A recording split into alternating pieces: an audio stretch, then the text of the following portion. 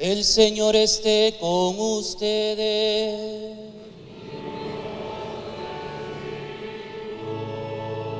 Lectura del Santo Evangelio según San Juan.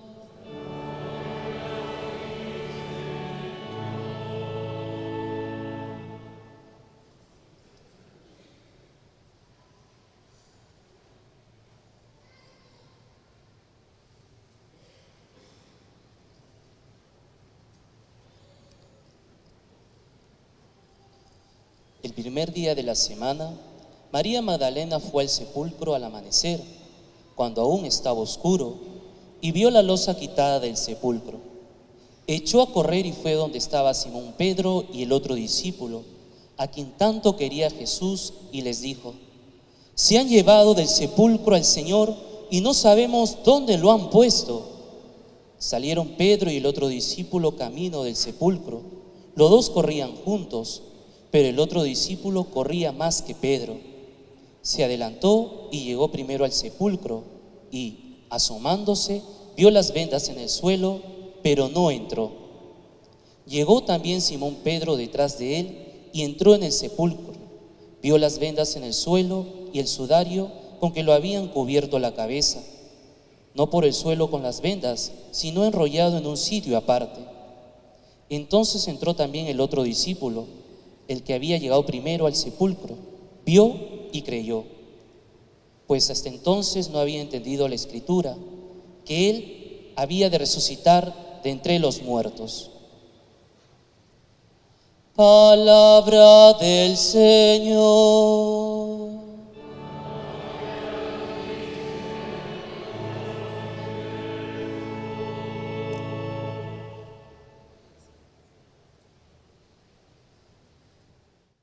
Inclinan las cabezas para recibir la bendición con los santos evangelios.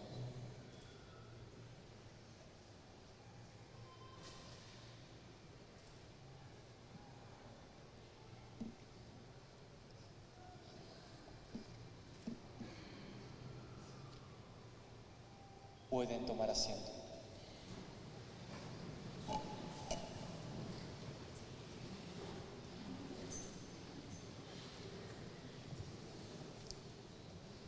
Hermanos y hermanas, en la alegría que tenemos de que Jesucristo ha resucitado, todavía los relatos que narran la resurrección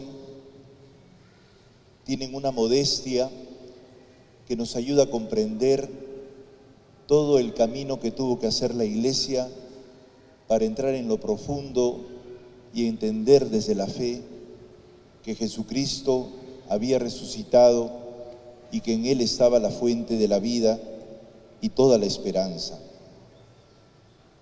Y digo esta discreción de los textos porque se ve claramente cómo a la Iglesia le costó comprender que de un hecho terrible, que además se trató de un asesinato bajo la ley romana, donde se daba solamente la pena de la cruz a los salteadores y que debió causar mucha vergüenza a los discípulos y discípulas del Señor el poder recoger de ese hecho de maltrato una esperanza.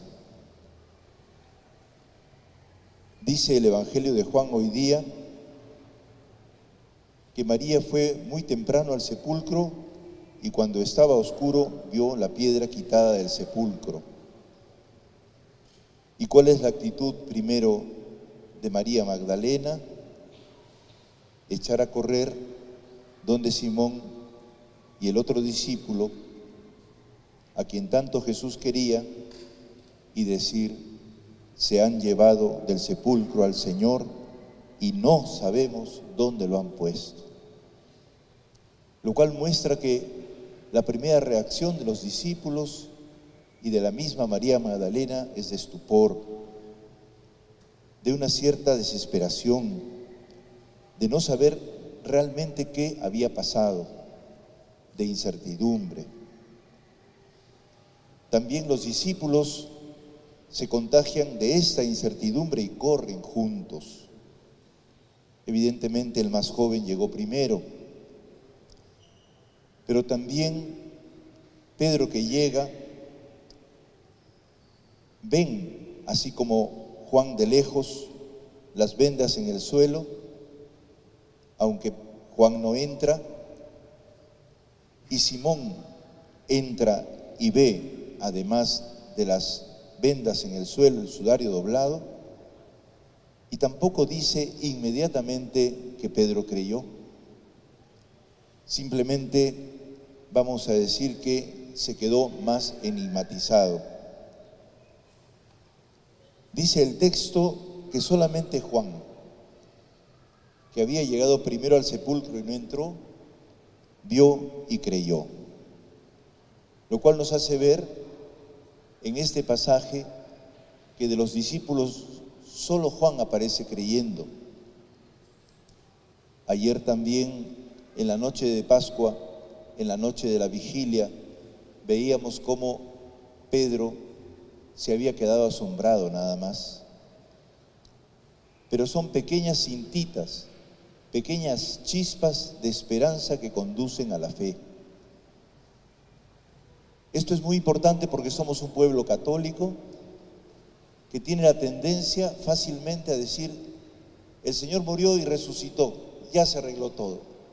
Magia, abracadabra, pata de cabra. Y así entonces se soluciona todo, casi mecánicamente.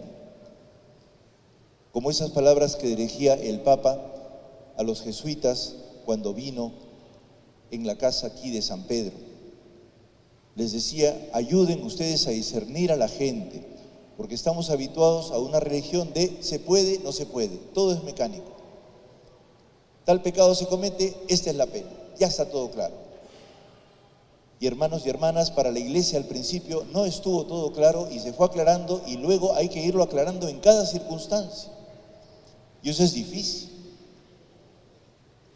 El Señor ha querido presentarse así, misterioso, sencillo y pedagógico, para que todos en cada época volvamos a descubrir si realmente ha resucitado y si realmente estamos dispuestos a creer.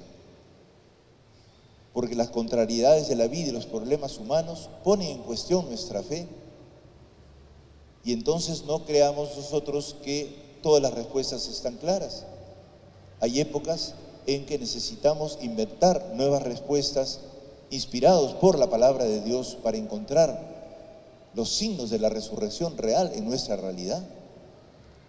Y para eso tenemos que volver a mirar, tenemos que bajar al sepulcro y tenemos que pasar por el drama que pasó la primera iglesia para entender dónde están los signos de resurrección y de vida.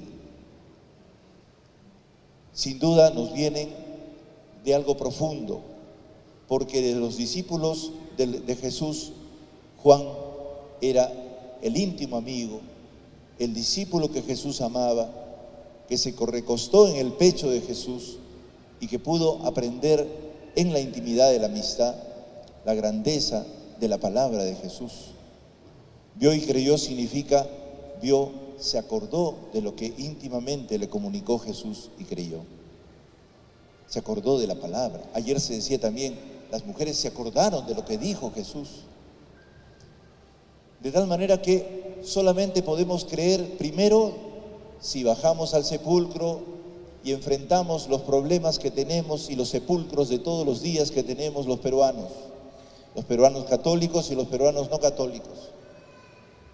Esos problemas que tenemos requieren una mirada clara. Existe un problema, la muerte, existe un problema, la crisis que vivimos, las heridas que tenemos. Pero existe el Señor escondido en el fondo de nuestros problemas. Existe Jesús escondido con una palabra de aliento para decirnos: estoy aquí con ustedes. Por eso, para creer, hermanos y hermanas, debemos dejarnos llevar por el Espíritu que está detrás de este sepulcro, que es el Espíritu de Jesús y el ser de Jesús, que ha salido del sepulcro y nos ha dejado un pequeño signo que es el que le permite creer a Juan. el sudario doblado, no caótico como podríamos decir, las vendas que están en el suelo, sino los signos de que alguien dobló antes de irse, ordenadito, bonito, ya no caótico. Y es que en el fondo de nuestros problemas existe nuestra condición de hijos, y Dios nos creó hijos para que todos podamos amar, y detrás de la muerte está la vida. Dentro y detrás de nuestras heridas están nuestras esperanzas. Y eso lo sabemos por la fe que el mismo Señor nos prometió que iba a cumplirse, que el Hijo del Hombre tenía que padecer y sufrir mucho y al tercer día resucitar. Creer eso significa identificar permanentemente qué signos existen de esperanza. Podríamos, hermanos y hermanas, cada uno de nosotros pensar qué signos de esperanza existen en nuestra dramática situación, en los problemas que tenemos. Pensémoslos cada uno en los suyos y todos como sociedad en los nuestros, como peruanos. Y veremos que encontraremos muchas cosas que son signos incontestables de que Jesús ha resucitado. Cuando una persona entra en crisis y en enfermedad, toda la familia se une y empiezan a ver cómo solucionamos el problema. Cuando alguien no tiene plata y está en una crisis económica, todo el barrio hace una pollada. Cuando un niño nace, no es como dicen los autores filosóficos, no nace tirado, arrojado a la existencia.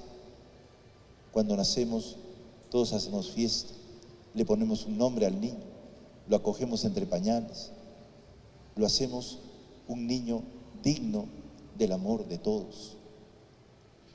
Hay signos de resurrección en nuestro país y en nuestra ciudad, en toda nuestra ciudad de Lima, en medio de tantos problemas, tantos incendios y tantas crisis y tantas muertes.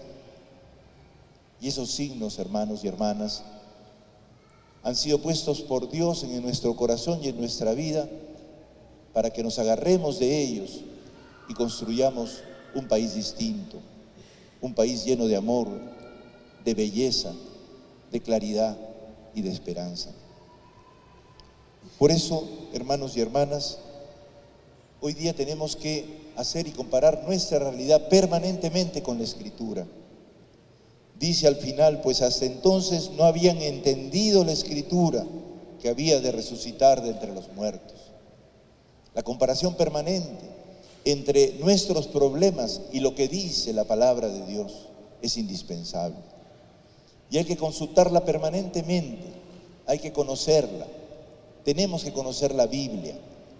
No es suficiente el catecismo de la Iglesia Católica, es un instrumento vivo e importante, pero la norma no normada de la Iglesia es la Biblia, y concretamente el Nuevo Testamento. Un cristiano que no saborea la palabra de Dios es un cristiano sin luz. Necesitamos la iluminación de la palabra para entender que Dios camina con nosotros. Porque ese texto no es un mero libro, ese texto es el testimonio vivo que la comunidad cristiana, que salió del entrampamiento de una crisis terrible por la muerte de Jesús, nos dejó para que podamos flotar y resucitar también nosotros. Y su relato es incontestable. Allí está la huella de lo más profundo que una comunidad vivió por el paso de Jesús en sus vidas. Nosotros que sabemos que el Señor pasa por nuestras vidas, necesitamos oxigenar permanentemente nuestra vida con la contemplación de la palabra de Dios. Cuando el Papa Juan Pablo II, San Juan Pablo II, hizo un documento importante después del año 2000, que se llama Tercio Milenio Ineunte, o sea, metidos ya en el tercer milenio, el Papa decía, lo primero que tenemos que hacer en este milenio es contemplar al Señor. Y todos me dicen, bueno, contemplar al Señor, entonces, ¿no? Contemplar la Eucaristía. Pues el Papa dice, sí, en tercer lugar, contemplar la Eucaristía. Pero dice, en primer lugar, el Papa Juan Pablo, dice, escuchar y discernir la palabra de Dios. Contemplar a Cristo en la palabra que nos ha dejado la iglesia, en el testimonio vivo que levantó a la iglesia y que la ha hecho durar justamente por la profundidad que tiene, más de 2000 años. Y podremos durar muchísimos milenios más si siempre volvemos a la palabra.